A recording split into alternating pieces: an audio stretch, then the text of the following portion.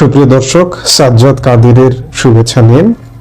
এই মুহূর্তে আমরা একটু পেছন দিকে ফিরে যাব। প্রায় 20 মাস আগে শেখ হাসিনা সরকারের পতন, সেনাবাহিনী ও ডিজিএফআই কর্মকর্তাদের গোপন ভূমিকা, আমরা একটু ইনসাইড স্টোরিতে আবারও আজকে 20 মাস পরে ফিরে যাব। আমরা গত 20 মাস যাবত শেখ হাসিনা পতনের নানা ইনসাইড স্টোরি বিভিন্ন সময়ে ভিডিওতে তুলে ধরেছি আপনাদের সামনে।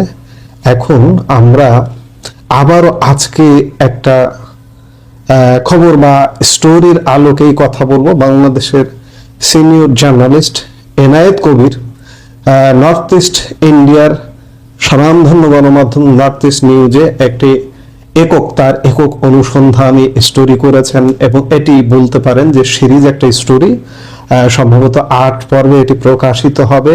আজকে আমরা ইতিমধ্যে প্রথম পর্ব পেয়েছি। এই প্রথম পর্বে তিনি কি বলেছেন আমরা সেটি দেখব, আমরা সবাই মিলে দেখব। দর্শক, আপনি, আমি, আমরা ইনসাইড স্টোরিটা আরেকবার। এটা যে কোনো ছাত্র জনতার গণ অভ্যুত্থান ছিল না। এই পাঠ বাংলাদেশ যতদিন থাকবে, এই পৃথিবী যতদিন থাকবে, এই পাঠ চর্চা হতেই থাকবে। আপনারা নিশ্চয়ই নবাব সিরাজদৌল্লার পাঠ এখনো ভোলেননি বা পাঠ বন্ধ করেননি।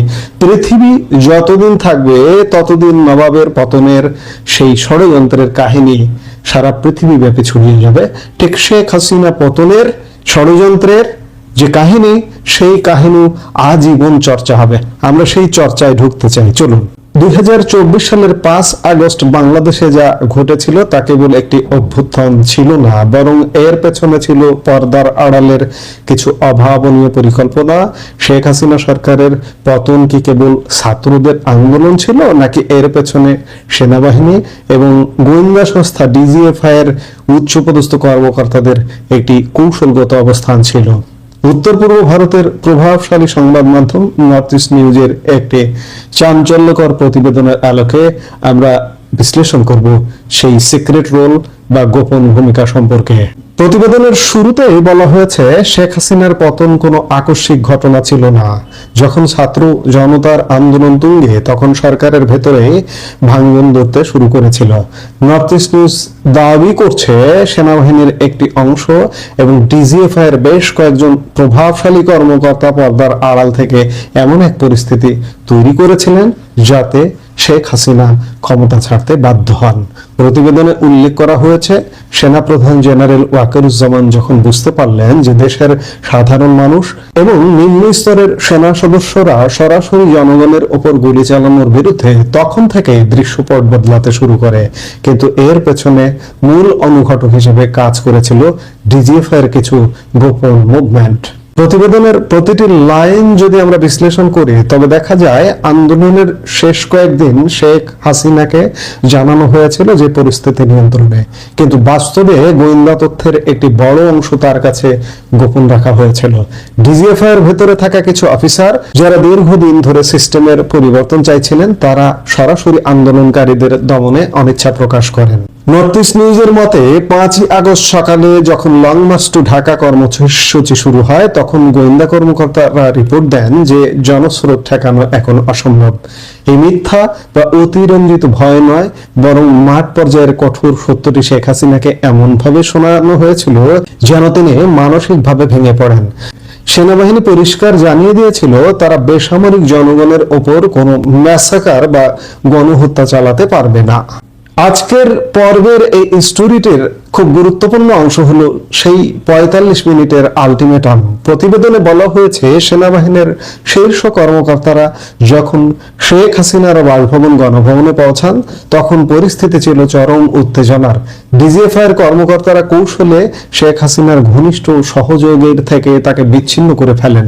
রিপোর্ট অনুযায়ী শেখ হাসিনা শুরুতে পদত্যাগ করতে রাজি ছিলেন না, কিন্তু সেনাবাহিনীর গোয়েন্দা উইং তাকে বোঝাতে সক্ষম হয় যে সেনাবাহিনী যদি সরে দাঁড়ায়, তবে গণভবনে জনতা ঢুকে পড়লে তার নিরাপত্তা নিশ্চিত করা সম্ভব হবে না।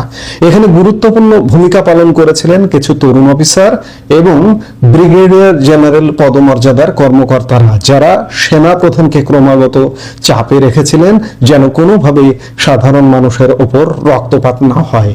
এই সাইলেন্ট রিভোল্ট বা নীরব বিদ্রোহই ছিল শেখ হাসিনা সরকারের কফিনের শেষ পেরেক।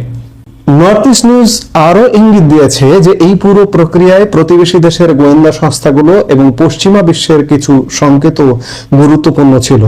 ডিজিএফআই এর কর্মকর্তারা জানতেন যদি তারা শেখ হাসিনার পক্ষ নিয়ে শক্ত অবস্থান নেন তবে বাংলাদেশ আন্তর্জাতিকভাবে নিষেধাজ্ঞার কবলে পড়তে পারে।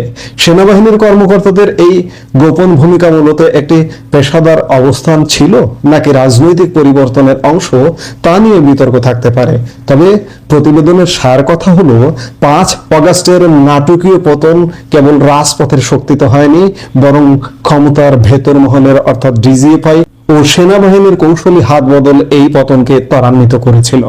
শেখ হাসিনাকে কার্যত একটি ডেড এন্ড বা অন্ধকার গলিতে নিয়ে দাঁড় করানো হয়েছিল, যেখান থেকে পলায়ন ছাড়া আর কোনো পথ খোলা ছিল না। নর্থ ইস্ট নিউজের এই বিশ্লেষণটি বাংলাদেশের রাজনৈতিক ইতিহাসের এক গুরুত্বপূর্ণ দলিল হয়ে থাকবে। সরকারের ভেতর থেকে কিভাবে সমর্থন তুলে নেওয়া হয়েছিল এবং ডিজিএফআই কিভাবে নীরব থেকে এক বিশাল পরিবর্তনকে সফল হতে সাহায্য করেছিল তা আজ স্পষ্ট। দর্শক, আপনারা কি মনে করেন সেনাবাহিনী ও ডিজিএফআই এর এই ভূমিকা কি দেশ বাঁচানোর জন্য ছিল নাকি এর পেছনে অন্য কোনো সমীকরণ ছিল? কমেন্ট করে আমাদের জানান। এই মুহূর্তের ভিডিও থেকে আমরা বিদায় নিতে চাইছি। সবাই ভালো থাকুন, সুস্থ থাকুন। দেখা হবে পরবর্তী ভিডিওতে।